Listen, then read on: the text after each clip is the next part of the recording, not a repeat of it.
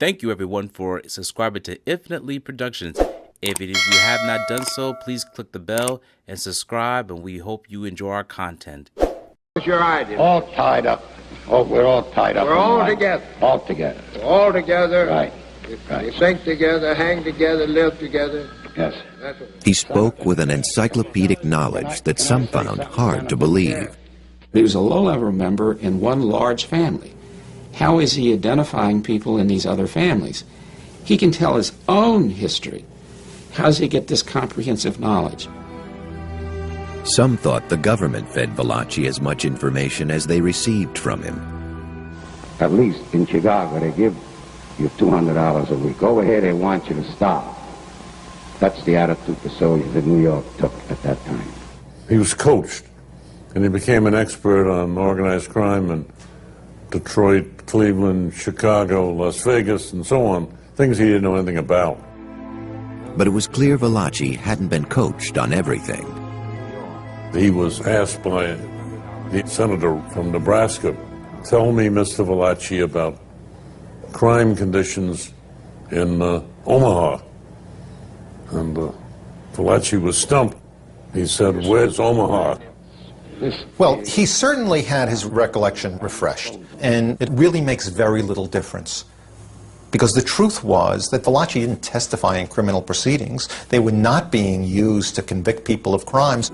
They were being used to explain the existence of an organization, what it did, and how it operated. And that clearly was true.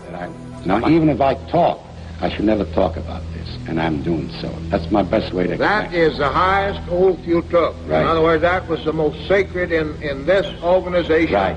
I want that you. you would never tell this. Right. Right.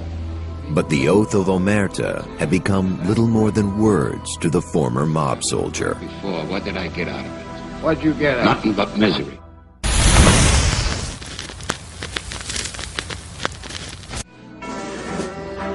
In October 1963, after Joe Valachi testified before the McClellan Senate Subcommittee on Investigations, the Justice Department wasn't quite done with him. They housed him in the District of Columbia jail, where he enjoyed a few comforts, like being able to cook Italian specialties on a hot plate. He talked about his experiences in the mob, but left much of his personal life to the Fed's imaginations. He loved to cook himself, by what he told us about how he would cook for his girlfriends. He never named them, surprisingly enough. He never gave the name of any woman that he was ever involved with that could be identified. In November 1963, just one day after President John F. Kennedy was assassinated, the Saturday Evening Post published an article written by journalist Peter Maas entitled Joe Valachi, the Killer Who Told on the Mob. Peter Maas had pored over film of the McClellan hearings for the article. 3 years later, he met Valachi. The Feds had handpicked him to write Valachi's memoirs, a job that was not without its challenges. A segment of the Italian community appealed to the Justice Department to halt the book's publication. I had been voted public enemy #1 by the Sons of Italy, that I was slurring all Americans of Italian ancestry. After 2 years of legal wrangling, the Valachi Papers was published in the winter of 1968. Valachi had finally received the revenge he'd been seeking. But he was about to endure a final disappointment. The U.S. government had promised Valachi that they would relocate him to an island near Guam. Instead, he was shipped off to prison. Joe Valachi could look at a life and realize, I've lost it all. I had absolutely nothing. I lost my wife. I lost my children. I earned a few dollars here and a few dollars there. It's all gone. It's all been for nothing. 7 years after Valachi's testimony, his defection from the mob paved the way for the passage of new laws designed to prevent witness tampering, racketeering, and many of the other illicit mob activities.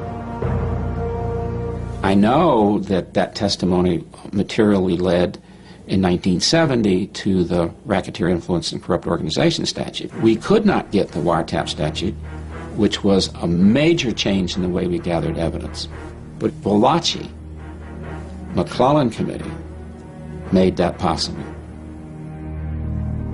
On April 3, 1971, at La Tuna Federal Corrections Institute in El Paso, Texas, Joseph Michael Valachi died of a heart attack at the age of 67. There was no funeral. The former Mafia soldier from East Harlem had long since been estranged from his wife and son. The only acknowledgement of his death came from a mysterious woman named Marie Jackson, who claimed Valachi's remains. In 1972, The Valachi Papers, a movie based on Maz's book, premiered. It starred Charles Bronson and had a successful but brief run at theaters. It's not a very good movie, and if you're Joe Valachi, you would not be very impressed by it. But another movie released that year would come to define the Mafia genre. The Godfather, based on the book by Mario Puzo, directed by Francis Ford Coppola, broke box office records.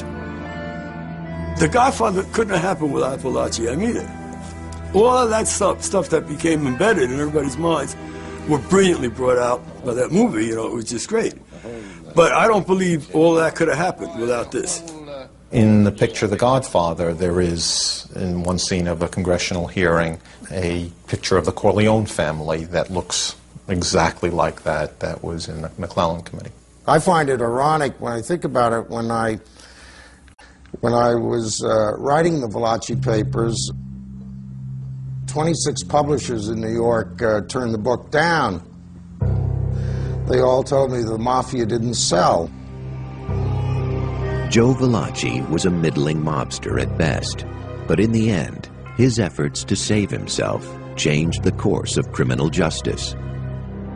It wasn't what he gave the government, it's what the government gave him to regurgitate to the American public. And that's the legacy, because nothing was ever the same again for the Italian mob. And it was the largest single intelligence breakthrough in organized crime. And it was not only an intelligence breakthrough, it was a public understanding breakthrough. Once you got the exposure of how the organism worked, how the institution had started and how it existed. Thank you for watching this video. Please subscribe to our channel and check out more of our content. Feel free to give your feedback and suggestions on what we should do next in the comments. This is Infinite Lee Productions.